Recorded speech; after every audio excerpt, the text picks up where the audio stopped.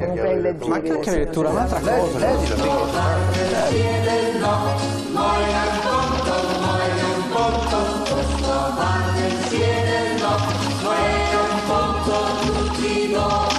Marietta monta in gondola che mi te porta al lido. Dino che non me fido, di massa un impostor. Cosa te dici coccoa, perché del quel boschetto. Posto parte siede no, moia un ponto, posto parte siede no, moia un ponto tutti no. Marietta monta in gondola che mi te porta al lido. Dino che non me fido, di massa un impostor. Cosa te dici coccoa, perché del quel boschetto. Allora eccoci rientrati in studio. Allora Lazzaretti chiedeva, ha posto alcuni quesiti.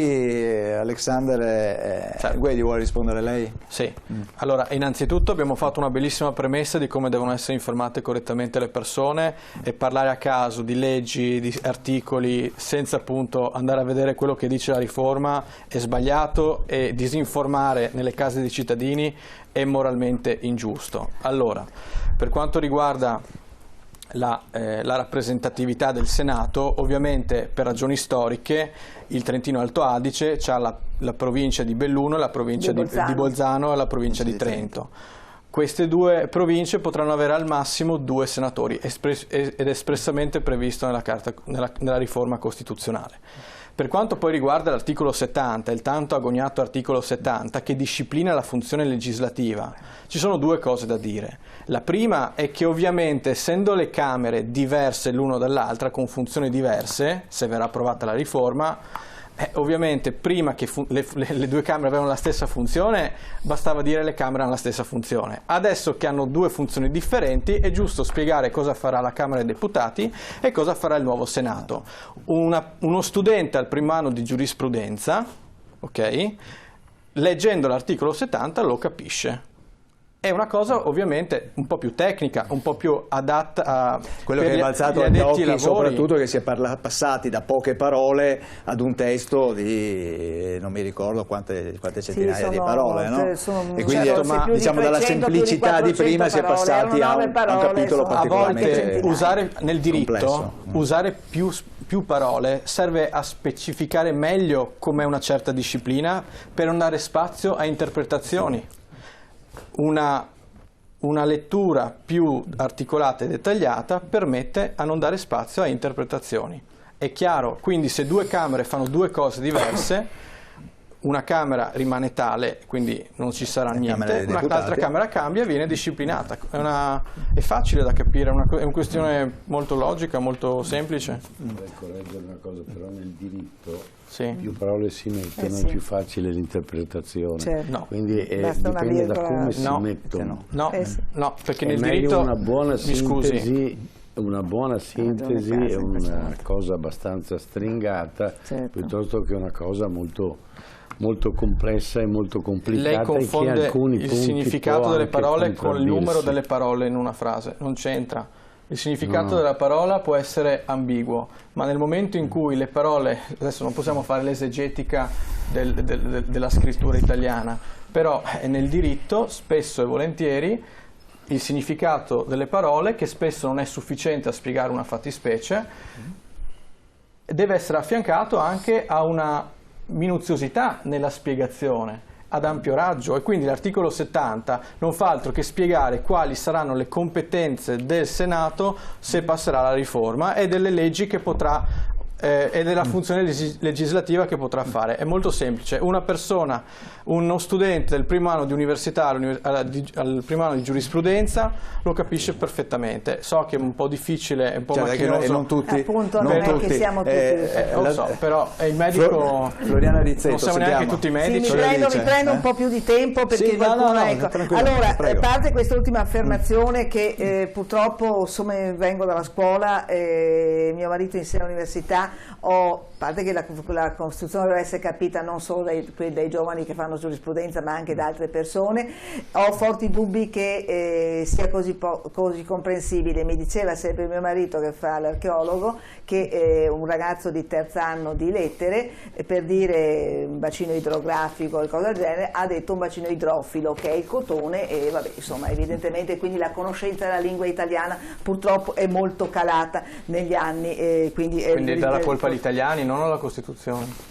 No, non confondiamo le cose, sto dicendo sì, che la conoscenza della lingua italiana purtroppo si è indebolita e ci sono una serie di parole che non si capiscono. Ecco, allora, è colpa di chi lo legge, non di cosa c'è scritto.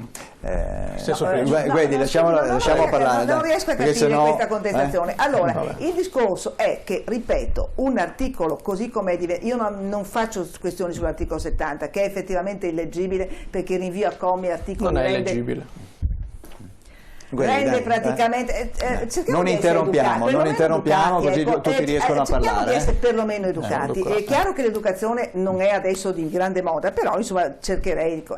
Quindi non intervengo tanto sull'articolo 70, capisco perfettamente che essendo moltiplicate le procedure di legge e i tipi di legge, però ripeto che comunque è illeggibile, perché il rinvio continuo a commi non dovrebbe, secondo me, ma probabilmente avete ragione voi che siete giuristi, ecco, è una cosa che nella Costituzione. Volevo dire due cose che sono state imprecise nel filmato. Allora, pareva che l'unica cosa di competenza del Senato fosse la vocazione delle leggi della Camera, invece ci sono delle leggi, altrimenti non si capirebbe, perché l'articolo 70 deve specificare tutte queste cose. Ecco, ci sono leggi bicamerali. Quindi un'altra cosa che è stata inesatta è che i 5 nominati dal Presidente della Repubblica sono tra i sindaci. L'articolo dice che può nominare senatori cittadini che hanno illustrato la patria per altissimi meriti nel campo sociale, scientifico, artistico e letterario. Non è detto che debbano essere sindaci. Che possono stare in carica al massimo 7 anni, sì, ma non è detto che debbano essere sindaci. Mi diceva che no, era per correggere, insomma, visto che erano proprio due inesattezze, va bene? Ecco, quindi queste erano le cose che mi premeva di dire. Ecco, io credo, anch'io ribadisco però, che la Costituzione dovrebbe essere capita, perché è la legge fondamentale dello Stato.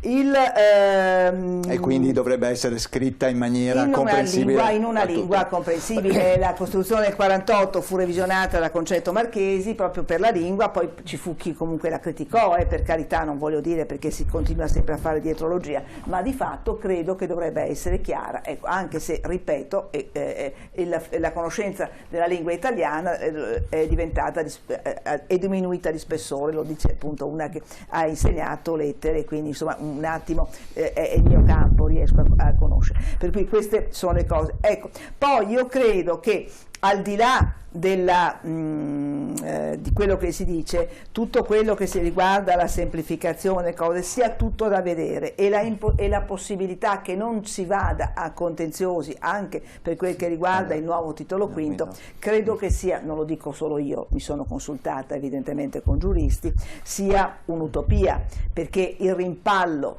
tra le competenze dello Stato, le disposizioni generali e comuni e quelle di dettaglio o di promozione, credo che sarà anche tutto un programma, non solo, ma prima si parlava di regioni, è vero, di regioni a statuto speciale, che sono 5, non 6,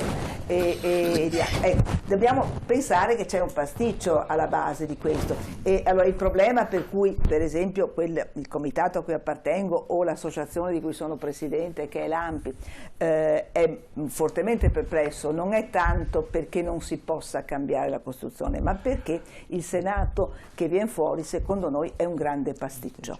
È un grande pasticcio sia per il discorso... Ci viene chiamato il Senato delle Regioni, ma poi è veramente delle istituzioni territoriali, e si dice che così finalmente le regioni saranno rappresentate, poi in realtà a livello di titolo quinto c'è evidentemente una centralizzazione di poteri per errori fatti precedentemente, ma torniamo assolutamente indietro, c'è addirittura la clausola di supremazia, qualora evidentemente per questioni di interesse generale, che non si capisce bene cosa voglia dire l'interesse generale, perché finché l'unità giuridica ed economica del Paese ci siamo, l'interesse nazionale è una cosa un po' più... Ecco. Poi comunque questo organismo è estremamente pasticciato sia nelle modalità di elezione, perché È vero che un domani potrà essere così, ma finché non viene fatta una legge, ed è citata una legge, nell'articolo 57 si parla di una legge di cui al sesto comma, dovrà esserci una legge per l'elezione, perché in realtà in questo momento i sindaci e cose saranno eletti dai consigli regionali, tra le altre dureranno finché dura l'organismo che li ha eletti, quindi non solo il sindaco si avvicenderà a seconda che la giunta evidentemente la legislatura termini, ma anche se la regione termina, avendo eletto i sindaci. Quindi la maggioranza, diciamo, del Senato potrebbe cambiare? Continuerà, ci sarà un'evoluzione e un cambiamento, il che, ecco. Poi dopo le competenze, a dire la verità, nell'articolo 55 sono molte, potrebbe avocare tutte le leggi, quindi potrebbero essere sempre lì, quindi il discorso che, come si dice, andranno una volta al mese, non occorre che vadano tanto, potranno continuare a fare il loro lavoro, non se ne parla poi ma torneremo casomai dopo sulle regioni a statuto speciale, le quali non vengono toccate dalla riforma, non solo, ma come statuto lo statuto ha valenza costituzionale e quindi di fatto la incompatibilità tra consiglieri regionali e senatori è stabilita dagli statuti delle regioni a statuto speciale, per cui uno che venisse eletto deve dimettersi da consigliere regionale, dimettendosi non può più essere senatore. Credo che ci saranno dei pasticci. Allora noi abbiamo riassunto con alcune grafiche quelle che sono le ragioni del sì in questo caso. Iniziamo con le ragioni del sì.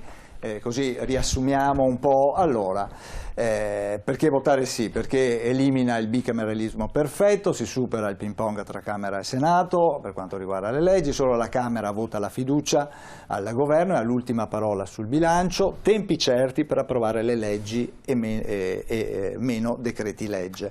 Vediamo la grafica anche successiva, eccolo qua, si tagliano 315 stipendi, 100 senatori che saranno in carica saranno senza indennità e si abolisce il CNEL, come abbiamo detto anche in precedenza. Vediamo anche la prossima. Si abbassano i quorum per il referendum, l'abbiamo visto nel filmato iniziale, si garantisce stabilità al governo e all'opposizione potere di controllo, tempi certi per esami delle leggi di iniziativa popolare, cosa che in questo momento non è garantita. No. Vediamo se abbiamo anche un'altra grafica, eccola qua. Allora, competenze Stato-Regioni chiare, torna allo Stato alcune competenze, l'energia, le infrastrutture, la promozione turistica, si riducono gli stipendi ai consiglieri regionali e i trasferimenti ai gruppi regionali, sì, perché nella riforma c'è anche l'adeguamento dello stipendio dei consiglieri regionali a quella del sindaco del capoluogo regionale. Ecco, uno degli appunti, e l'abbiamo capito anche dalle parole di Floriana Rizzetto, che viene fatta a questa riforma è il fatto che forse doveva essere più coraggiosa. Quindi, ad esempio, appunto, toccare alcuni privilegi delle regioni a statuto speciale, o magari per il Senato, e sul Senato diciamo, è dove è più acceso il confronto, si diceva un Senato delle regioni, ma poi di fatto non è veramente completamente un Senato rappresentativo dei territori, non solo per una questione di nomine, che sia ben chiaro, ma anche per la presenza, ad esempio, dei senatori a vita che, diciamo, con le regioni... Che non sono più a vita, sono 7 anni. Sì, certo. Davide. Da un lato, proprio per le esigenze di semplificazione di cui abbiamo parlato prima, soprattutto nei confronti di chi ci ascolta, io insisterei nel dire, per esempio, che perderci un po' troppo sulla lettura dell'articolo 70 eccetera eccetera non esaurisce quello che in realtà è il fine ultimo della politica che sta alla base di questa riforma costituzionale, che va ben oltre la bellezza estetica della scrittura dell'articolo 70. Dopodiché sì, il Senato chiaramente è stato anche l'organo, diciamo, istituzionale che è stato maggiormente modificato dal Parlamento stesso durante tutta la procedura che il Parlamento ha fatto, che mi pare sia, oltre ai 6 passaggi che ci sono stati in 2 anni e mezzo fra Camera e Senato, comprese anche gli straordinari dei parlamentari e dei dipendenti del Parlamento fino a tardissime ore notturne per votare i milioni di emendamenti che con la ciclo, come si dice, con la tipografia aveva stampato Calderoli e con l'algoritmo.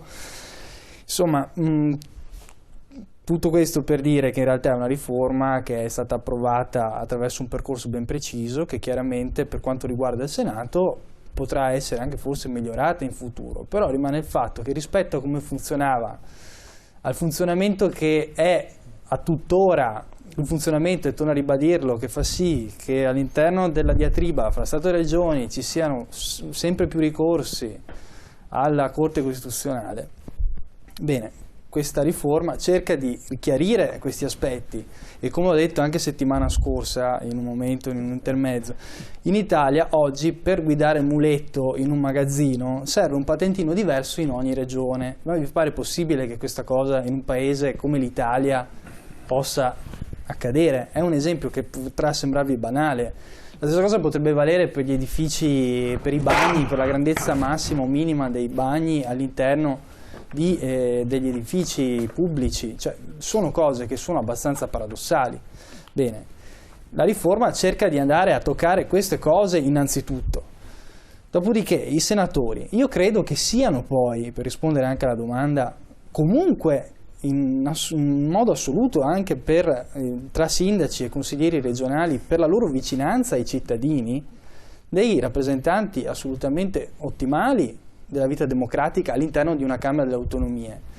Perché poi, torno all'articolo 70, in Germania c'è una Camera delle Autonomie. Se noi ci mettessimo a fare un po' di diritto comparato, scopriremmo che innanzitutto l'articolo 70 tedesco è ben più complesso dell'articolo 70 italiano. Però, nonostante la sua complessità, pare che, insomma, stando anche a quello che accade in Germania, la Germania funzioni bene, insomma, no? Quindi io credo che queste argomentazioni sia giusto porle, però è anche giusto guardare al bicchiere 3/4 pieno, non mezzo, certo, ma 3/4 pieno di questa faccenda. Certo. Professor Casa, uno dei punti interrogativi di questo Senato composto da sindaci e consiglieri regionali è che, seguendo quella che è un po' la moda di questo periodo, abbiamo visto Trump riceverà uno stipendio di $1, il nostro sindaco Brugnaro non percepisce stipendio, anche questi senatori e sindaci svolgeranno il ruolo di senatori senza percepire nessun tipo di retribuzione. Allora, Lazzaretti scuote la testa, adesso vediamo. Se questo rappresentante è ricco di famiglia, probabilmente il suo interesse per lo stipendio è limitato. Purtroppo invece io credo che gli stipendi vanno dati proprio anche per evitare eventuali forzature, corruzioni, pressioni e cose di questo genere, perché io non lo so, uno se deve andare a Roma e stare 3 giorni alla settimana o il tempo che gli sia necessario e non poter contare su un minimo di rientro delle proprie attività, non so quanto appassionante sia questa cosa. Allora cosa avviene normalmente in Italia? Poi ci saranno i casi eccezionali. Allora si riesce a dare uno, diciamo, spazio temporale di lavoro fittizio da qualche altra parte, in modo che questo povero disgraziato, che sarà bravo, intelligente e politicamente preparato, possa portare a casa un po' di soldi, perché io non ho capito, solo San Francesco riusciva a vivere senza soldi, ma gli altri normalmente in supermercato ci vanno tutte le volte.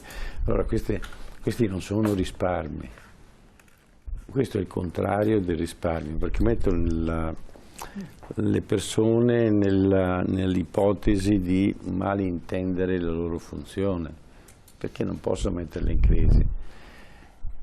È chiaro che oggi dobbiamo tenerci questa proposta di Costituzione. Ripeto e affronto quello che ha detto prima la dottoressa, la professoressa. È giusto che la riforma venga cambiata, che la Costituzione venga cambiata, ma il problema è un altro: come è il coinvolgimento delle persone. Io sinceramente mi sento piovere dall'alto una riforma complessa con tutti i pro e i contro, ma che credo che se dovessi vedere nei dettagli ci sarebbero molte cose da cambiare, che lo stesso Renzi ha detto che in effetti tutto si può migliorare, ed è vero, però ci sono dei passaggi che possono essere migliorati a detta di tutti. Allora io non voglio insistere sul sì o sul no. Certo che c'è stata un po' di fretta per fare questa cosa.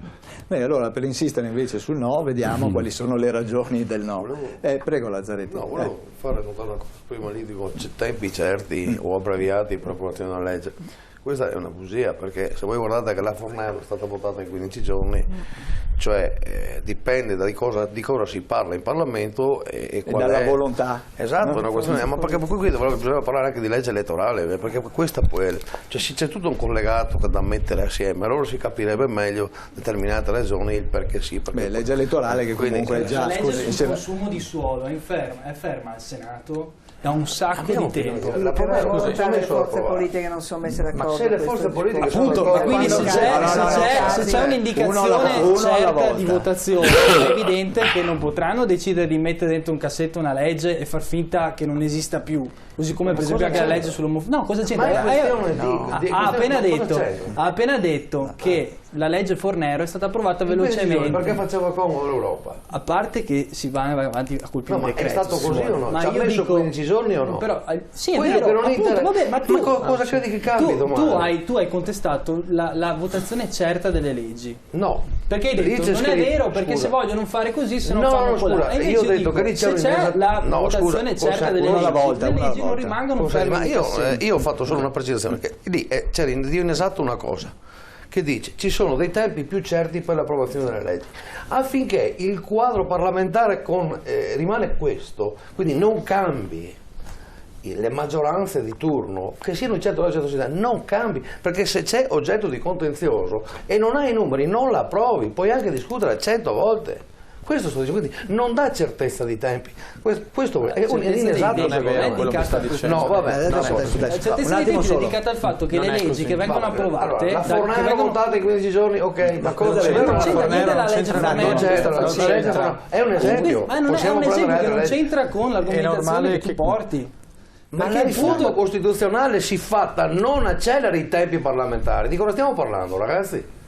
No, ma voglio dire, li scandisce, sì, e questo dà certezza. Sì. Se io so che una legge deve essere approvata entro un termine preciso, significa che dà garanzia del fatto che i lavori parlamentari funzionino in un determinato modo. È ovvio che quando il Parlamento è d'accordo su una riforma come la Fornero, che personalmente secondo me se la sono fatta andare bene, però erano situazioni politiche e l'Italia era tu cambi le funzioni della Camera con questo. Io faccio 1000 emendamenti, tu pensi di interrompere? Ma allora non dite le cose che non sono, dai, per favore. Allora, è ovvio che quando il Parlamento è abbastanza d'accordo le cose possono andare velocemente, ma la democrazia, i giochi parlamentari sono diversi, perché all'interno del Parlamento gli interessi sono in conflitto, ed è quindi questo il punto, che in Italia non si riesce mai a fare niente, perché spesso e volentieri le regole del gioco sono fatte in modo tale che l'esecutivo ha delle maggioranze deboli, e quindi per fare una legge mi serve sempre l'aiuto di un pugno di voti di qualcun altro, di una minoranza che mette in ricatto la maggioranza, e si hanno sempre leggi su base compromissoria. Questa riforma, è importante dirlo ai cittadini, la legge elettorale, allora. Ma viene anche cambiata la legge elettorale, dandogli un'impronta un po' più maggioritaria. Ma che non serve con la riforma costituzionale, allora? Sono due cose, appunto, è la cosa che ti ho detto io. Allora, il discorso un attimo, poi allora, la riforma costituzionale e la riforma elettorale sono due cose diverse. Assolutamente. Però c'è una sinergia fra queste due leggi, va bene? Ok, allora cosa si cerca di fare con questa riforma e con questa legge elettorale? Di dare un po' più di stabilità all'esecutivo, in modo tale che non si scenda, che il governo non debba scendere sempre a ricatti da piccole minoranze, perché la legge viene scritta in un certo modo, poi c'è sempre la minoranza che deve dire no, va bene, ma se vuoi i miei 10 voti che ti permettono di approvarla, la devi modificare in questo, in quel punto, e così la legge perde di incisività e di efficacia. basta leggi compromissorie, la riforma serve anche per dare una struttura verticale, un po' di più incisività al potere legislativo, ed è una cosa positiva in Italia, che non si decide mai niente. Sentiamo il professor Casa. Però attenzione, se siamo sull'orlo del baratro, perché abbiamo un governo che ballonzola, perché c'è bisogno perfino di Verdini che ci aiuti a tenere in piedi i cocci, è colpa della politica, non della Costituzione. Perché il problema delle regole? No. Le regole sono fatte male. No, perché i cittadini...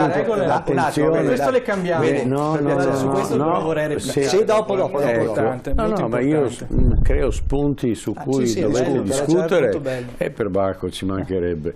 Allora, se abbiamo un governo siffatto, no? Che non è stato rappresentato, non è rappresentativo del popolo, che l'opposizione o la maggioranza, ma le due opposizioni, perché alla fine contiamo che non ci sono 5 Stelle, e che i cittadini, perché diamo colpa a 5 Stelle, ma 5 Stelle loro non si sono creati da soli, non sono autoreferenziali di se stessi, rappresentano una scelta dei cittadini amareggiati da una politica di 20 anni che è una cosa peggio dell'altra.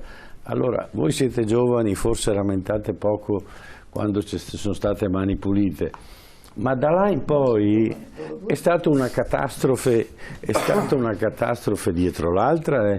Non è che abbiamo avuto dei governi performanti che hanno risolto, tant'è vero che non sono nemmeno riusciti a fare quello che dovevano fare, cioè rimediare alla Costituzione. Allora dico, se la politica non è sana, io non vado a cambiare la Costituzione forzandola in maniera tale che comunque se io ho il 30% dei voti comunque comando, perché alla fine comando io. 25. No, ecco, non lo so, ma poi cambieranno, perché adesso c'è l'intenzione di cambiare, sarà 40, sarà 20, sarà 10, non lo so, ma non posso adattare al malcontento dei cittadini la Costituzione per avere la possibilità di comunque di governare. Mi presento con la mia faccia, spendo la mia faccia, come sta facendo Renzi in questo momento. Bisogna dare atto che la spende tutta la sua faccia, anzi ci ha messo fin troppo peso per conto mio, ma bisogna che la politica, ci siano delle regole all'interno di questa Costituzione, che l'immunità parlamentare in certe situazioni viene volatilizzata, il personaggio viene preso di peso e mandato in galera. Questa non è né Costituzione né politica né niente, perché in Italia prima che un parlamentare vada in galera ci passa una vita, o se no ci deve essere una rivoluzione come è stato Mani Pulite, dei magistrati che neanche loro sono delle mammole, perché abbiamo visto come si comportano, che è stato l'ultima ratio per cambiare un sistema che andava avanti da 50 anni. Allora, non è colpa della Costituzione, perché non è mai stata applicata la vecchia Costituzione, adesso ne inventiamo una di nuova, ripeto, sono d'accordo nel cambiarla, è il metodo che è stato utilizzato per cambiare le regole. E soprattutto perché sono costretti a cambiare le regole? Perché sono costretti a chiamare Verdini? Perché sono costretti a chiamare l'opposizione e fare l'inciuccio per cui il signor Berlusconi riesce a avere tutte le frequenze che vuole a scapito delle altre aziende? Perché questa non è scritto nella Costituzione, ma lo fanno.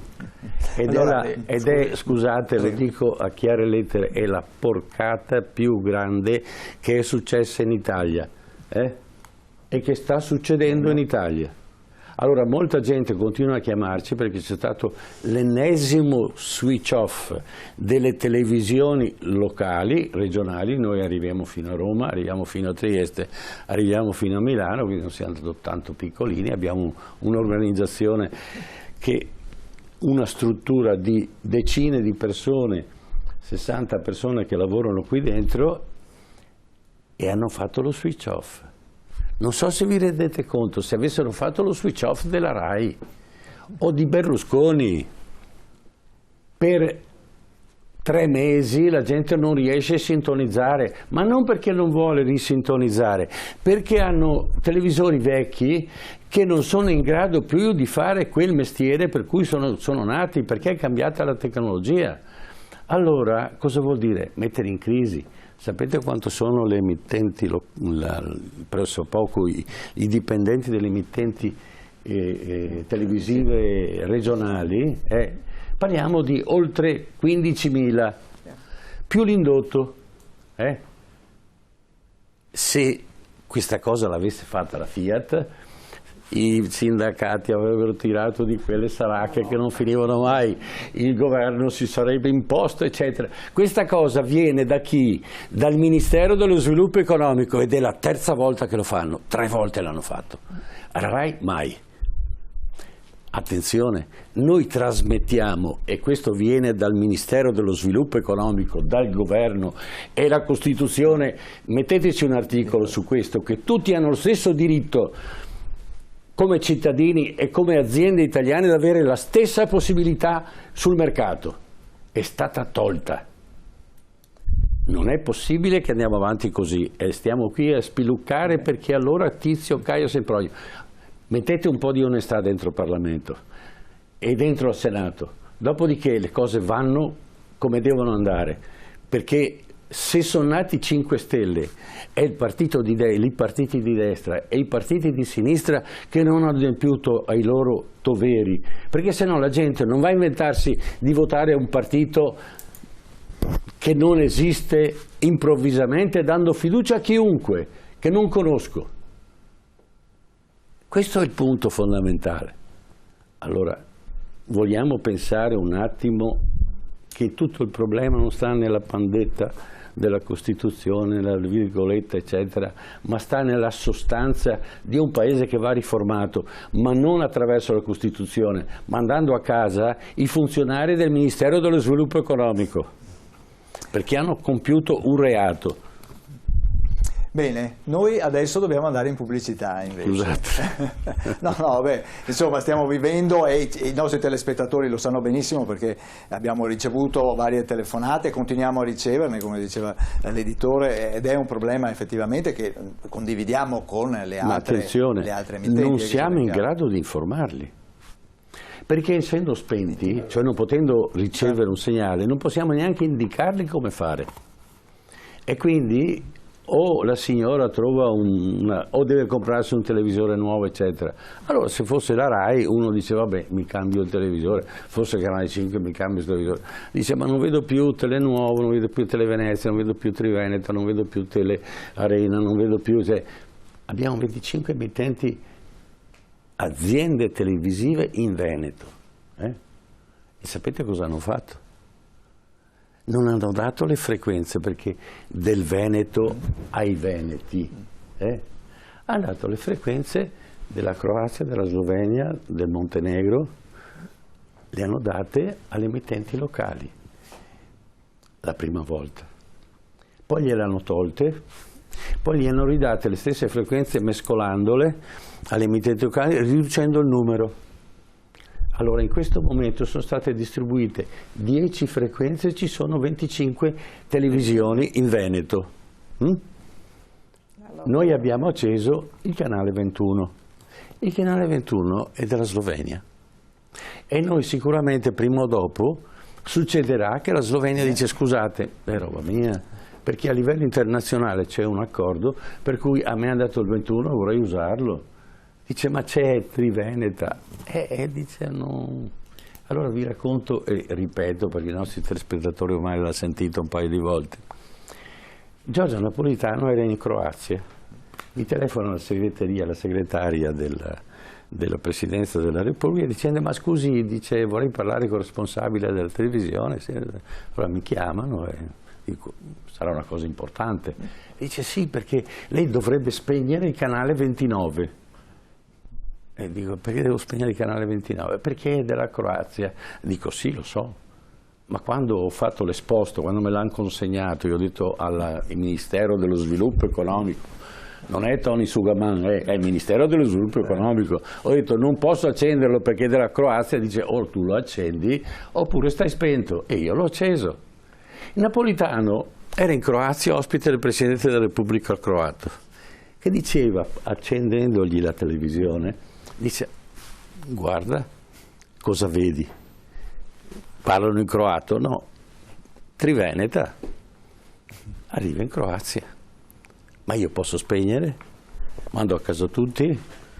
Questa è la Costituzione italiana, mi fate ridere, ma questo è uno dei tanti fatti, non vi racconto tutto il resto. Sì, ma non serve sempre dare sfiducia nelle istituzioni. No, le istituzioni devono, no scusi, le istituzioni devono correre, certo. E non possiamo avere tre anni. Allora non ci hanno assegnato la frequenza. Vi racconto la seconda fase? Bene, ci sono 10 frequenze, noi siamo al 19° posto, siamo fuori. Peraltro il Veneto ha solo 10 frequenze, ma le Marche ne hanno 18, perché interferiscono meno la Croazia e la Slovenia. Allora, fanno il bando, concorriamo, siamo 19esimi, perché non ci hanno considerato i dipendenti. Qui i dipendenti non ci sono tutti a tempo indeterminato, ma non abbiamo più dipendenti e non abbiamo un patrimonio netto, non facciamo come se non avessimo i bilanci, no? E si è arrivati 19esimi. 3 anni di ricorsi, 17 avvocati a Roma. E cosa è successo alla fine? Ci hanno dato ragione, Consiglio di Stato ha detto avete ragione. 3 giorni prima che scattassi i termini se ne avremmo perso comunque. È stato un colpo di fortuna, bellissimo. Ok, dove siamo arrivati? Primi dei 10, da 19esimi, siamo arrivati primi. Non c'era qualche tarocco, scusatemi, non so se mi spiego. Questo non è il paese dei tarocchi o dei balocchi, ecco. Allora siamo arrivati primi, e allora abbiamo scelto il canale. Ma che canale abbiamo scelto? Uno comunque della Croazia, perché non avevamo altra scelta. Tra 2 o 3 anni, quando questi, perché cominceranno a livello internazionale a fare tutte le pressioni che devono fare, e allora diranno dovete spegnere. Attenzione, la RAI ha la possibilità di mandare in onda 60 canali, ne fa 16, i canali ci sono. In commercio si chiama aggiotaggio, cioè io mi prendo tutto così tu non dai niente e così io posso fare il cavolo che voglio. Berlusconi ne ha altrettanti. Sì, allora se questo è è una televisione pubblica alla Costituzione, è una televisione pubblica. Posso sommessamente dire una battuta al professor Casa, come c'entra? Rispetto per queste problematiche che chiaramente ha un servizio pubblico, la RAI è diversa, ha elencato che e quindi è giusto che abbia anche una certa diffusione. Ma non ho detto che i privati devono chiudere, siamo in una libera concorrenza, e se no possiamo tornare al referendum, perché a me piace molto il tema della comunicazione. Però dire che tutto il rispetto per queste problematiche che ci ha evidenziato. Per fortuna il TAV ha dato ragione. Ma mica solo noi. Andiamo a votare, i cittadini che ci seguono da casa andranno a votare su una cosa che è molto più ampia e vasta di un problema molto specifico come quello che... Sì, ma capisci il problema qual è? Che tu stai parlando al 30% delle persone che potevano ascoltarti una settimana scorsa. Su questo caspita, e questa facciamo una Costituzione per la democrazia, adempiamo al minimo democratico di questo paese, dopodiché il Nazareno ognuno se lo metta sul posto che conosce, perché non l'ho fatto io il Nazareno, e il primo articolo del Nazareno è quello, rispettare Berlusconi. Ma nessuno l'ha letto. Io sì. Vediamo allora, la pubblicità mi pare che andiamo in pubblicità e dopo interveniamo sugli argomenti. No, andiamo in pubblicità. Ormai c'è questa pubblicità, sono degli obblighi pubblicitari.